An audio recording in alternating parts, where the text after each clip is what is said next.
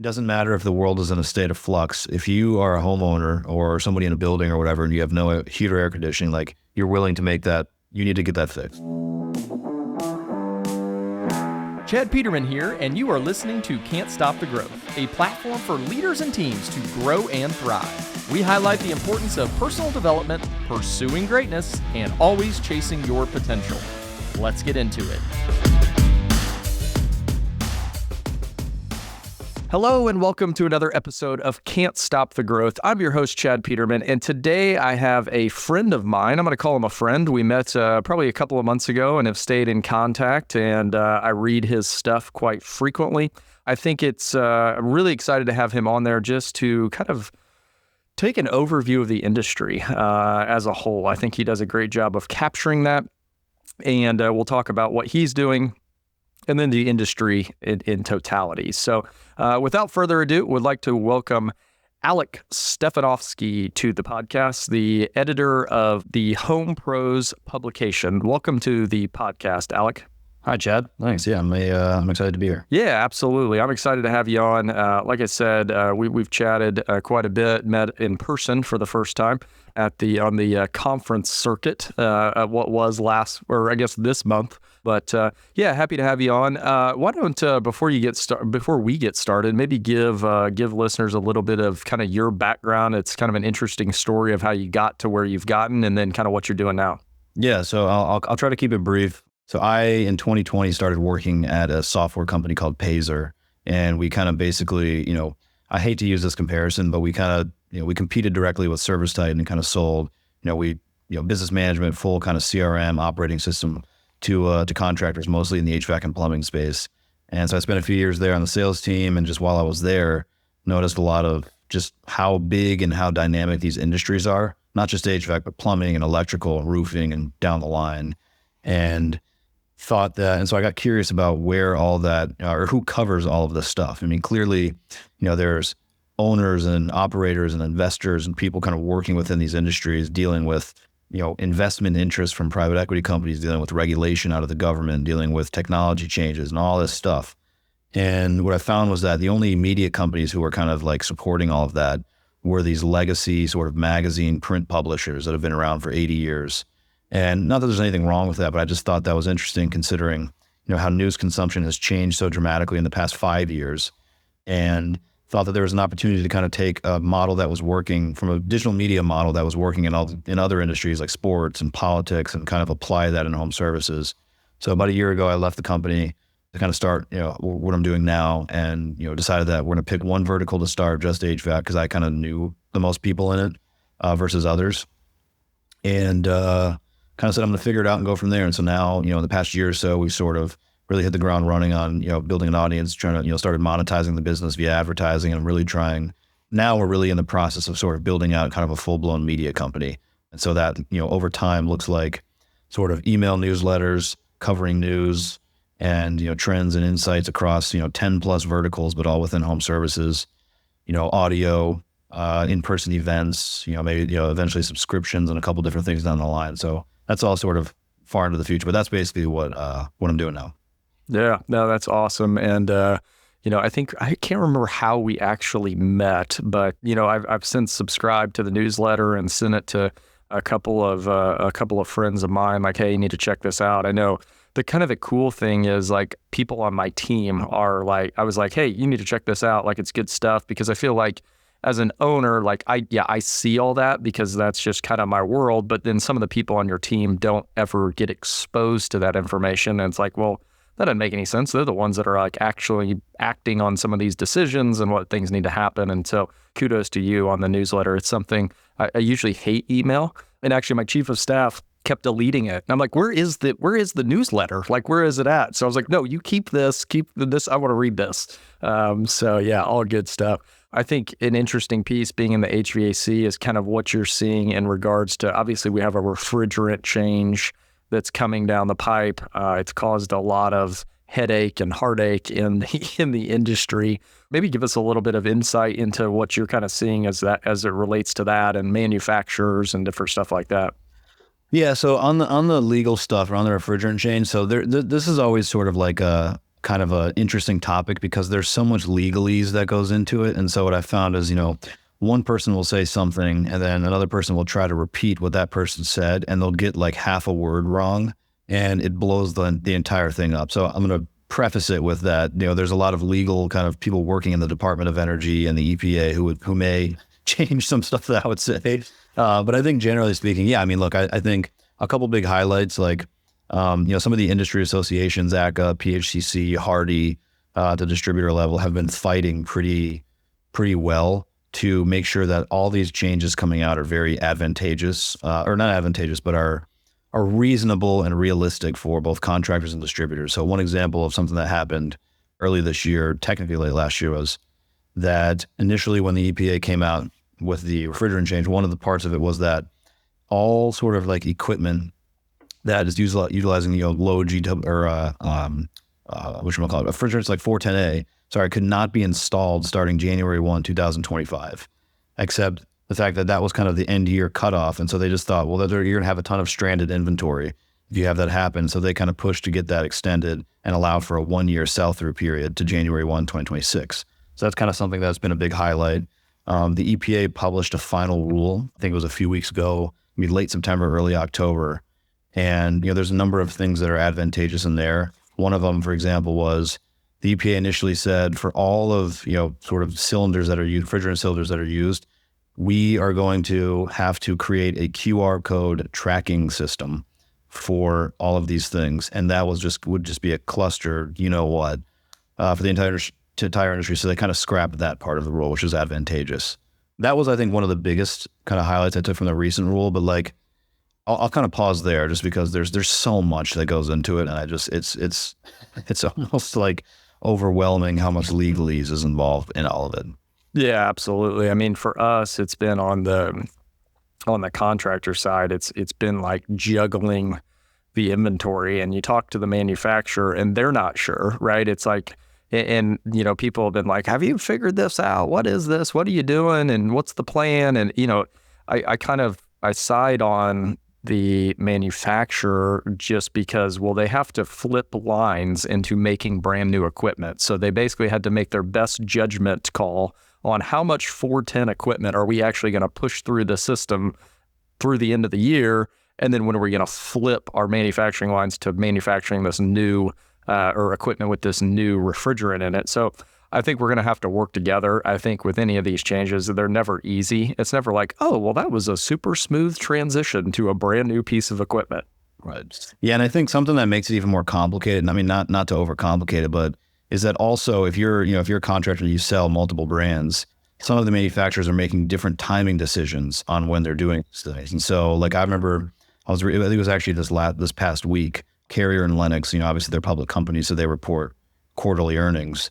Carrier goes, we estimate that we want to have 90% of our deliveries regarding kind of residential and commercial be this new sort of, 454B equipment. Lennox, on the other hand, goes, we expect 65% of our sales and deliveries to be that next year. And so it's like, there's different timing. Like they're looking at it differently. And so if you sell multiple brands, I just think to your point, it makes it kind of complex, and it kind of just adds another layer of complexity to the whole thing. Yeah, absolutely. And I think, when I've talked to people, it's like on the contractor side, you're just going to have to be nimble. Like there may be situations where you're like, oh, I can sell a 3-ton unit. It's going to be the new refrigerant. I can sell a 2-ton. I don't have any left. It's going to be the old. I think the biggest thing that I've kind of taken away is there's going to be, obviously there's a price gap. It's a new kind of equipment. It's more efficient. It's going to be more expensive. We get that. But I just don't know. I think sometimes we look too deep into, does the consumer care what kind of refrigerant is in their system? And it's like, maybe if we're explaining the different types of refrigerant, maybe we're going a little too deep with the sales visit there. So I think it's sometimes we overblow it on our own and create more of a problem than there really needs to be.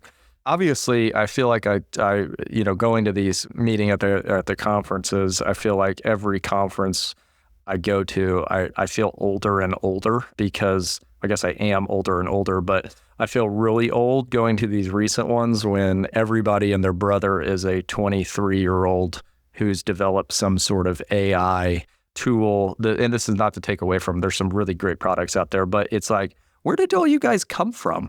What are you seeing? I mean, from a that's a big loaded word. Maybe we just stick with like kind of AI type stuff. What are you seeing that's maybe coming down the pipe that's interesting to you, or just, on the whole, what are you seeing out there?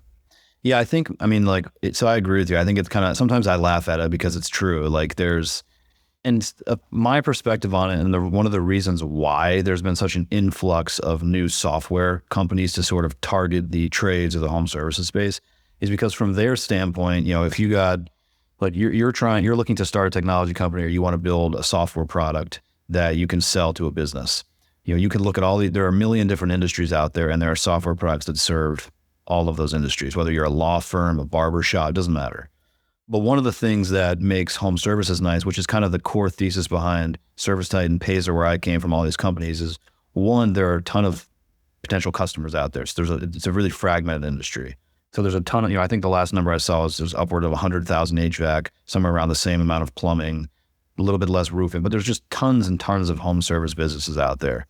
Two, it's that historically, and you know this, they have lagged in technology adoption. And so a lot of them, 10 years ago, a lot of contractors are still running on pen and paper and sort of, their calendars like a whiteboard in the office and all that. And so if you're a tech guy, you see that as an opportunity to say, okay, well, hold on a second. If we can save some people some time, if we can drive efficiencies, if we can help them get to an extra job per day, et cetera, like we could build a product that has a clear return on investment, and we think we could build a business around it. So those are just some of the reasons why I think people just fundamentally are interested in this space. But yeah, you're right. And I think the fact that a lot of the underlying technology, with artificial intelligence, so the large language models, they call them, and all this stuff has advanced so fast in the past 5 years that it's making possible new types of products. So for example, you see a lot of the speech analytics, kind of recording tech. You see a lot of things for the call center, virtual call, CSRs to answer the phone. And that's just, I think, a result of this kind of the underlying technology getting so advanced literally within the past 5, and then especially like 2 and 3 years. So that's why I think there's a lot of stuff coming in, that in combination with the industry just being so fragmented and big. But yeah, as far as the specifics, like one thing that I took away from those conferences was that there's a lot of opportunity in the call center. And so that's why you see a number of vendors, I think, popping up around the call center, just because of the name. You know this, you know this better than I do. The nature of it, just there's, how can you answer the phone 24/7 if some of that is supplemented with a piece of technology that doesn't have to be physically awake? Okay, that makes common sense. But that's kind of an area that I see as like something to pay attention to, or that I'm paying attention to at least. Yeah, I 100% agree. I think in people that I talk to and help, and it's like a lot of the 100,000, it'd be interesting to run this stat, of the 100,000 companies, how many of those are the owner or the operator a former technician? And we've been an industry that's placed so much importance on, developing the technician, customer focused, all of this stuff. And we've always forgot about the call center, because these small companies started with just Nancy answering the phones, and she was doing 18 other things. And it's like, well, I just need someone to answer the phone. And it's like, it becomes the fuel for which your business scales is, hey, you just paid for 10 leads, but you only booked 5 of them. Well, that means that your cost per lead, and this is getting really technical, like simply you just paid for 10, you only ran 5. So your chances of success and scaling are you're going to spend double on your marketing with not as great a result. So yeah, I think it's interesting. I think your point to just how fast it's advancing. What do they say? Like today is the slowest that technology will move. It'll move faster tomorrow, and the next day, and the next day, and the next day. But yeah, it's been pretty crazy. I feel like you saw everyone's talked about AI, and I feel like everybody thinks of AI as like a robot. And it's like, no, there's a lot of like AI that we already interact with in our daily lives that we don't even think about. And so I think people are also hung up on the like, well, no one's going to want to talk to this, that, and the other. And I'm like, well, I've talked to plenty of people who are using it, and they say it's perfectly fine, because I just want someone to come out here and fix this. Right. The customer wants the end result. And I think like on the flip side, to play devil's advocate here, like there's also, it's kind of one of those things where it's like a gold rush, right? Like you have so many vendors pop up, you have all these companies come in. Same thing with like, I don't want to say it's the same scale because it's not, but like if you look back to say like the internet, the .com bubble, you had, hundreds of internet companies pop up that are selling all these things online that are trying to do this and that. Well, most of them fail. They don't even work, but you have a handful of ones that kind of figure it out and they unlock something. And those are the ones who kind of sustain. And so maybe that's the case in this particular situation where, you have a handful of vendors, you have an increasing handful of vendors who are coming in, selling to companies like yours. And some of them, or maybe a good chunk of them, don't end up working. I mean, I don't know. It's something that, this is just simple math too. Like there has to be a clear, like, return on whatever investment the contractor's making. And if the product can't deliver that, well, then why the hell would anyone keep it? Like, it doesn't make any sense. And so I think it'll be interesting to pay attention to who actually survives, who doesn't, and then which categories those players are in terms of who's like, which ones don't, which ones do. That's something also that I think is interesting. Yeah, I think it'll be interesting. I think another reason why is just the access to information, right? It's like, well, I can pop up a software company. I don't have to put it in a publication that someone may read. It's like, no, I can put this out there. And then you have these companies at scale that people are paying attention to. And it's like, well, what are they doing? Well, I want to do that too. And I guess my overall thing, and we've been guilty of this, is just getting caught with that shiny object syndrome. Like a lot of these things that seem great and seem shiny, you still need a person that's going to implement, monitor, and make sure that it's working properly. So it'll be interesting. I think to me, that's the piece of survival, is you've got to be able to support this, and you've got to be able to speak the contractor language. And the ones that are just like, oh yeah, just sign up for this subscription, it'll be fine. And to me, the value of that's going to wane pretty darn quickly. Yeah. And there's also a ton of, to your point about language, like there's one of the things, and I kind of, I spent a few years in it, and I've always been, I always like to say my first love is the tech industry. And so, but one of the problems with it is that they're sort of like, everyone talks the same way and they all kind of use the same jargon, BS words and stuff. But half the time it's because those companies are selling to other technology companies and their customers are like people who are similar to them. A contractor, obviously like is a completely different animal. And so if you're trying to sell to a contractor, I think that's one of the things that the good ones figure out is like just things as simple as clear language, communicating things in terms of like, just making the copy, your marketing language, your positioning, all that stuff very easy. Because if you go on, I always like to laugh at companies. If I go on their website and the word AI or like tech powered or blah, blah, blah is on there like 16 times, like it's just to me, I just immediately just start laughing because I'm like, no one's looking at this. Like, this is not convincing anyone to buy this product, So I don't know. That's another thing that I think is a good point, which is the positioning matters a lot, I think, in how they're sold and then ultimately what they do. But yeah. Yeah. I mean, I think, I always look at, Service Titan, obviously from a technology perspective, like they figured it out. But I think one of the things, and I feel like this could be to your point about like being able to sell it, like there's a reason that Tom Howard works for Service Titan. It's because he speaks contractor. Like he understands it. He knows where the pain points are, where all of these things are. And to me, I think that could be another winning recipe for some of these tech companies is like, how do you get like the right people who know how to craft that message and can maybe say, hey, maybe we take AI off the thing, like this is what people are looking for, type thing. And I think some have done a good job of kind of branding themselves, with some contractors or people who have kind of a voice in the industry. But I think that's going to be a key piece because, definitely people listen, and I think it'll be interesting. It's a lot of fun to watch. I think I've just been more of the cautious type. It's like, yeah, great solution, really excited about it, but let's let it kind of play out to a certain degree and see what happens. Yeah, and you also get the benefit in that case of more, sort of more functionality. So like if something is in kind of its MVP stage, minimum, viable stage, like, that's fine. And people who are early adopters will be kind of early customers and kind of help shape it and all that. But maybe, I think a lot of the market is sort of like what you're saying, which is I want to wait and kind of see, so that I can talk with other customers and I can talk with people. And plus the products can get a little bit better before I go ahead and adopt something like that. And I think another point on it all is like positioning matters. Like they have to actually have a good product, all that. But then another thing I think that helps winners win is just simply like, do they have the capital to back everything that they're building? You know, like ServiceTitan, we always like to, you know, they're obviously kind of the sort of 800-pound gorilla in the industry. Well, it helps that they've raised $1 billion in venture capital and, you know, private equity dollars. So it helps when you have $1 billion that you can use to, you know, build out teams and build products and stuff. So that's another thing to think about, is kind of who's behind these companies and who's behind these vendors, and like how much are they putting behind them. Yeah, absolutely. Well, and here's the deal. You as a contractor, if you don't put AI in your business tomorrow, you're not going to lose the game. Like there's a reason it's so fragmented, because there's a lot of business out there, and AI is not going to, you know, put you behind 30 years if you don't implement it. You've got time to wait to put it into play.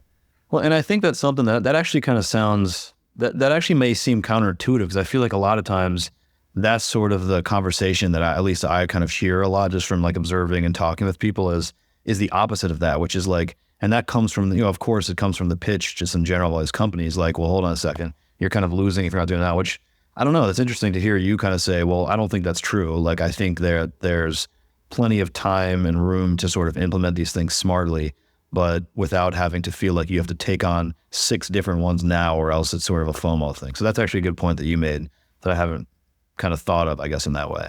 And that is not like a very like, oh my God, look what I just thought of. It's more so just trial and error. Like we've implemented a lot of stuff that we never took full advantage of because you got 13 projects going on at the same time. It's like, does that one work? Like, oh, I don't know. We haven't even turned it on. It's like, what are we talking about here? Right. We always would have a joke at Payzer where it was percentage, I'm forgetting the numbers, but like, you know, it's customer pays for 100% of the product. So they're paying every month for our entire thing, and they might be utilizing 45% of it or 30, not everyone, but like there's this huge gap in utilization. It's like, how do you solve that? And so a lot of companies are trying to figure that out, because to your point, like buying it's one thing, implementing it is a completely different thing. Absolutely. Well, the next thing I want to talk about is probably, I feel like the conversation around private equity and investments and acquisitions and stuff like that, I feel like it's cooled a bit through the course of this year, which I think we all understand reasons behind that and why and stuff like that. But I always find it interesting, any of the tidbits in the newsletter around this issue, because you always hear things like floating around, and then it's like, oh, well, you know, if you hear it a couple different places, maybe it's true. What are you kind of seeing out there in that world of things right now? Yeah, I mean, I also, by the way, I'd love to hear your thoughts after. I mean, just because, you know, you're talking to 1 million people too, but I mean, I don't know. I think there's a couple ways to look at it. I mean, I think to your point, I mean, this is obvious. Everyone knows this, but 2021, 2022, you have a huge influx kind of craze of everything. You're in a low rate environment. You know, people realize, wait, these businesses are actually really good businesses. The industry is kind of positioned to grow over the long term, so let's go buy them. That's obviously cooled. I don't know. One of the things that I think about now is, okay, now some of these players have gotten big. Some of these platforms who have consolidated a number of contractors, they're starting to get big. You obviously have the exceptions. You have you have the Apexes, the Wrenches, the Turn Points of the world. But some of them are getting sizable, you know, where, you know, they're 20, 30, 40, 50, 60, 70 million in EBITDA. And what happens with those is an interesting thing that I'm trying to wrap my head around. I had a conversation with a guy recently who he kind of framed it as, you know, he goes, you know what, might be interesting is if some of these kind of more regional platforms that are, let's say, 25 million in EBITDA were to sort of combine, where you have one in the Southwest, one in the Southeast, et cetera. Well, you end up now with a pretty big platform, and like that is interesting. I think what's next with some of the giant players is obviously a fascinating thing to speculate and just gossip about, you know, whether they're going to go public, whether they're not going to go public. It would make sense. I personally think over the next couple of years, it's likely one of them at least will, just because of their sheer size. What that looks like, you know, we could talk about that. That might be interesting. But yeah, I just think some of these platforms are getting so big. I think 2025 is going to be fun to watch, because you have a couple sort of, not to use fancy terms, but tailwinds kind of in, you know, backing the market, which are, you know, rates sort of dropping, or hopefully they, you know, kind of trend downward. You also have a lot of platforms who I think are due for recapitalizations. So they either formed or they got acquired 4 or 5-ish years ago or something. Well, that timeline is kind of coming up over the next year or two. And so what happens then? I think that's why there's a chance we might see like some increased activity over the next 12 to 18, 20 months. I'll pause there. I'll go on. I'm curious about your thoughts too, but I'll pause there. Those are some of the big things that are kind of just running through my head. Yeah, I mean, as it relates to the behemoths in this space, yeah, I mean, I'm thinking the same thing. I mean, in the knowledge that I have around private equity and the way that it goes, which I feel like I've gotten an MBA in that side of the business over the last 2-3 years, as it's kind of, came into the industry and like, what's going on? How's this working? Like, how do all these things go? And you realize that, these funds are there's only so many places when you get that big that you can go. And, I think the obvious one is public is probably the next place that you go, which is interesting. I mean, and what does that look like for the industry? I've talked to people and it's like, well, if they go public, then they're going to be able to pay the highest price for anybody. So then does that create a new kind of rush of like, ooh, they're willing to pay this much for company? I don't know what that looks like. Is it good for the industry? Is it bad for the industry? I don't know if I have an opinion on, or I guess maybe not an opinion, but like, I don't really know. Publicly traded stuff is not something I deal with on a daily basis. But yeah, I mean, well, I guess we'll find out type thing. But yeah, I mean, I think it's been interesting to see kind of the trends of activity over the last year, and like, okay, this definitely, prior years you saw a company selling every so often, but I think it's also private equity getting smart about what they're buying too. There for a few years, they were buying literally anything and everything they could get their hands on, whereas I think they're being more selective at this point in time. And, if I'm a new firm trying to get into the space, which, I feel like there still are people, like a lot of people think like, oh yeah, this will just be, to me, I think it's here to stay. Like it's probably a good place to park people's money and get a good return on it. So I think it's going to be a thing. The magnitude at which it will be, obviously it's not going to be COVID. I mean, I have told our team, like, just erase those years from your memory. That wasn't normal. Hopefully never see that. I mean, from a business perspective, yeah, it'd be great if demand was that high, but from just an overall world perspective, let's hope that doesn't happen. But yeah, so I think it's interesting. I think the going public is definitely going to happen when, I'm not sure. And then to your point on some of the larger, scale platforms, yeah, I mean, I think 25 will be, it'll be interesting. I don't know if you was it you that reported the SELA news? Yeah, so Reuters put it out. They kind of scooped it from someone who was kind of working on the deal, and then 20 minutes later, we kind of put it out with some little bit of additional context, but into the industry. So yeah, that was the same day. Yeah, so much for an NDA, right? But hey, I'm learning. I have a ton of opinions on this. This is something I'm learning in sort of the journalism business and kind of how this works and how real good media companies do this kind of stuff. Yeah, I mean, so if that happens, which I haven't seen it as like gospel yet, just speculation, but if that happens, I think that's going to be a good indicator of where multiples are for companies. And to me, that's a good peg. And to me, if that happens and things look favorable, I think you probably see some of those other big ones start to fall right after that. Correct. Yeah.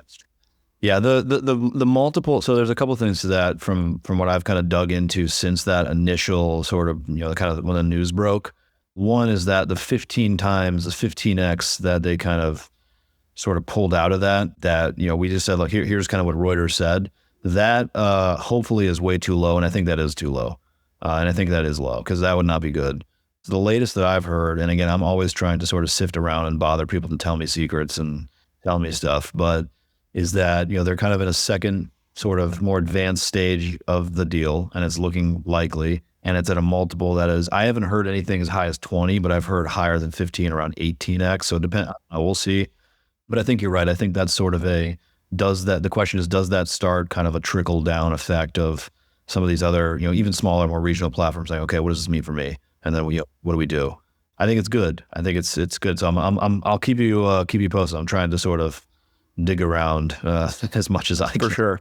Yeah. I mean, I've heard a bunch of different things as well. I've probably heard more in line with what you dug around and found which is interesting. And yeah, I think it'll be interesting to your point about the regional platforms that, maybe haven't reached the size of some of the others. But if you look at that platform and the size that they're thinking that it is, like, well, okay, I'm half of that, a third of that, what can I go get? And then, then to me, does that signal that you start to see some of these platforms combine because they can get their return based on what they bought? If they're smaller, they bought smaller companies for smaller multiples, and now they can, play the arbitrage game and figure that math problem out. Another thing too, I was talking to someone recently who is a part of one of these really, really big platforms. And, we were talking about sort of platform consolidation, which is not just like regional ones at the same size merging, but some of the big ones acquiring small ones or much smaller ones. And, we were talking about, and this person's point was, for us, if we look at a platform, let's say that has 6 or 7 portfolio companies, I'm going to have to do a lot of diligence. And I need to be convinced why I should buy you 6 collectively versus go out and buy 6 independents. Because you're going to say, well, because we have a platform and because of XYZ, you should pay us a higher multiple, for the same reasons that all the, it's the whole same argument. And so this person's point was, I still need to be convinced of that, because if I can go out and buy 6 individual ones for a lower multiple, my average multiple on those 6 still might be lower than what I'm buying you as the platform at. And so like, there's all that kind of, that thinking behind it that I actually hadn't thought of it, but I kind of glossed over that and sort of when I've thought about it. So I thought that was an interesting point too, which is, I guess, just something for these kind of companies, if they're doing deals, to sort of hash out. Yeah, no, I couldn't agree more. I mean, I think that's why a lot of the buying slowed is, 22 and then 23 comes, and about midway through 23, people are looking and going, where'd the demand go? This was really easy for 2 years. I mean, what you said, you had portfolios of 7, 10 companies, and they had said that they were integrated, but they weren't really integrated. Just because you're on the same accounting software and you're on Service Titan doesn't necessarily, are you integrated operationally? And I think that's the point that you just made is, am I buying 7 independent companies underneath a holdco? Because that is essentially just buying 7 different companies. Like, what have you done as the sponsor to add value to these companies outside of putting them on the same software? And I think that's where some of these places potentially got, and I'm just speculating, but got in trouble, is they bought all these they were buying them so fast. And what I know from operating a company is you're not integrating all of these companies that fast. There's no human, I mean, you can be as good as the next guy and work, but there's only so many hours in the day, and it takes time to get all of these things changed and so on and so forth. And I think ultimately that's what's kind of influenced our model is, and the way we run it is one brand, centralized, multi-location. That's what we want to build. Because it's my belief that that's how to build a business, or a really sustainable business. Now, the likes of Wrench and Apex would say, well, we did it differently and we did it a lot faster. 100% agree. But, maybe you want to build something like that. Maybe you don't. Maybe you want to be a part of something. I think it's just important for people considering selling is like, what do you want to be a part of? If you're exiting fully and, hey, I'm just hanging out here because they want me to hang out here, then yeah, that option may look different. But if you're still interested in building whatever it is that you're building, well, to me, you've got to look at, well, what kind of partner am I going to get in doing this? And I think that's something that sometimes people gloss over and don't, because they're all going to have grand plans for you. They're trying to woo you into going with them. And so, I think looking at what is it that you've done in the past? Like, how do you typically build businesses? Do you just stack a bunch of them together and call it a thing? But I think PE is getting smarter about that as well. To your point, like, hey, now, what? Like, I get your EBITDA number, but is this just a collection of things that, you put together that you call one company, but is really not? Yeah. And I think it's kind of funny, not to poke fun at sort of people, but like, it's funny just from my kind of observations and talking to people when it's like this year and, I think you said, back half of last year, it's like, okay, there's sort of contraction of deal activity where there aren't as many deals getting done, obviously for, whatever reason or for a number of reasons. And there's this quote sort of, we're going to focus on organic growth. That's what we're doing. We're kind of heads down, focus on organic growth. It's like, well, no shit. Like, what were you doing before then? It was just all like, what's the point? What do you mean? Like before that, it sort of implies that before the strategy is 100% dependent on inorganic growth just via acquisitions. And so that, I think, maybe is something to consider, is something that kind of goes into your point about, as somebody who is considering selling, like, who's the platform, who's the partner, what's the strategy? What's their growth strategy? Like, what are they going to inject into, you're the operator. So a lot of the organic growth is probably going to come on the back of you in operating more efficiently and figuring out different ways to scale and all of this stuff. But yeah, I think it's definitely an interesting topic for sure. Yeah. The return of organic growth is what I've heard of in college. It just makes zero sense, but yeah, exactly. Yeah. It's definitely interesting out there. I know we're running, actually we started late because I forgot what time this started, but I want to be respectful of time. What else are you seeing out there that's interesting to you? Yeah, I think, and I've said this before, I think maybe with talking with you, or maybe it was you or maybe someone else, but I've said this before, but one other thing that I think is just like, that I'm trying to pay a lot of attention to is just the economy at large and consumers and kind of what's happening there. And the reason is because I just think it's such a weird time in the state of the country, and it's so hard to sift through, kind of like we were talking about briefly with with a lot of the regulation in this industry. There's so much, and there's so much information, and there's so much nuance to the economy and how it actually works and how it impacts people, and then how their purchasing decisions are impacted, et cetera, that it's just a fascinating thing to wrap my head around. And then, of course, in my job to try to translate that for people like yourself and kind of frame it into like, what does this mean for the industry? What does this mean for you? But I mean, a couple of things that I'm like paying attention to. One, the election's obviously a week away. And so that's kind of if it was weird now, it's going to get weirder next Tuesday. Yeah. I mean, I think people are looking forward to getting that over with. Now, to your point, this is also a little unprecedented in the sense that I think you have two candidates who are polarizing one way or the other on both ends. And so that's a different conversation of what happens after the fact. But I think largely, once the election is out of the way, people for whatever reason feel weird around elections economically. They don't buy, or they're hesitant to buy, or they want to wait and see, which I always find funny because it's like, doesn't matter who the president is, November 6th is going to come around and nothing's going to change. And a week or two later, there's going to be zero difference. And so, but for whatever reason, people are hesitant, I guess, somewhat to spend and kind of change their behaviors around elections. That's number one. I think the other part is like, you almost have two, and this is what I've said before, sorry, but you almost have two like opposing dynamics, I guess, for lack of a better term. One where if you ask somebody on the side of the street, do you think the economy is doing good? Like, do you feel good about your financial situation? Like you get a lot of people who say no, who are like, no, things are not good. I feel, everything is so expensive. Homes are unaffordable, blah, blah, blah. Well, then on the other hand, if you look at some of the economic data, well, GDP is growing. Consumers are still spending, even though things are more expensive. And yeah, you have to spend on certain things like non-discretionary or whatever, but people are still spending. Homes are worth more. So yes, that makes it harder to buy, but if you do own a home, you're wealthier. So homes are worth more.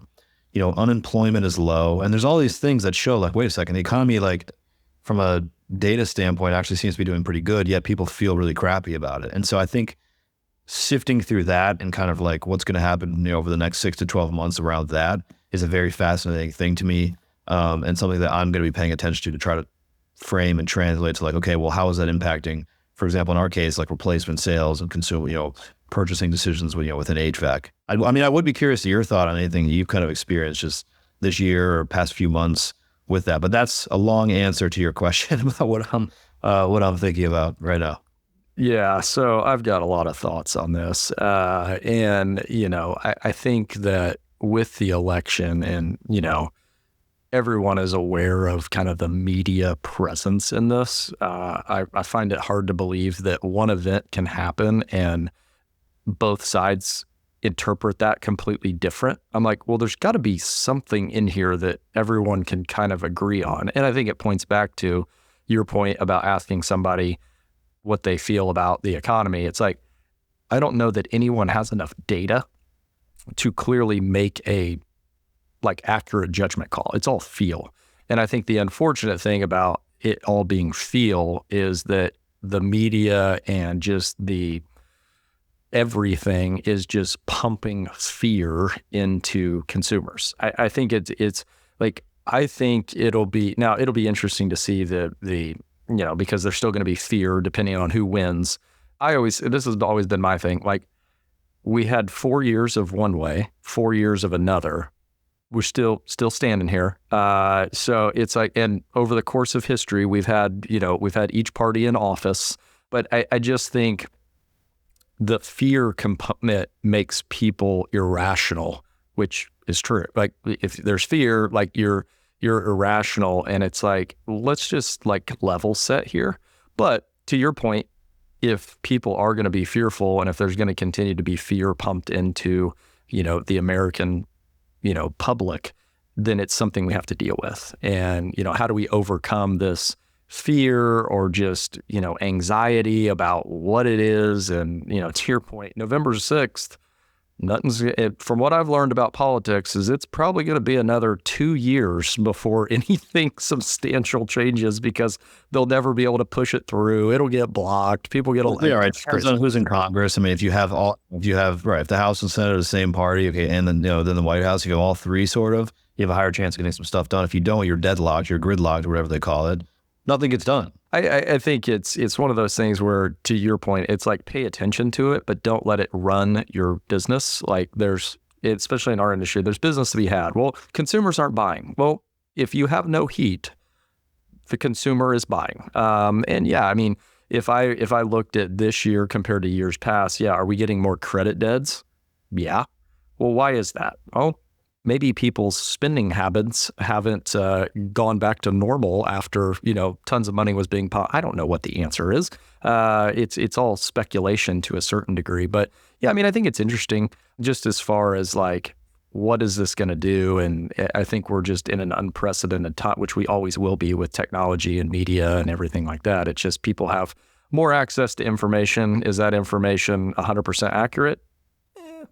Who knows? You could argue, debatable, yeah. Yeah, and I think maybe to kind of end it on like sort of an optimistic note, like, I think the answer, or one of the things that confirms what you said about, okay, people are going to buy if they have no heat or they have no air conditioning in the summer, for example. Like, one of the reasons why so many outside investors are interested in these industries is because of all those long-term, again, the fancy word is tailwinds, but like things that are at the industry, winds that are at the industry's back, which are, okay, to your point, it doesn't matter if the world is in a state of flux. If you are a homeowner or somebody in a building or whatever, and you have no heat or air conditioning, like, you're willing to make that, you need to get that fixed. So it's sort of a very resistant to macroeconomic BS kind of industry. That's one. Two is the infrastructure in our country is aging. And so as the infrastructure ages, the equipment ages with it. And there's sort of these replacement cycles where you need to continue to, upgrade them.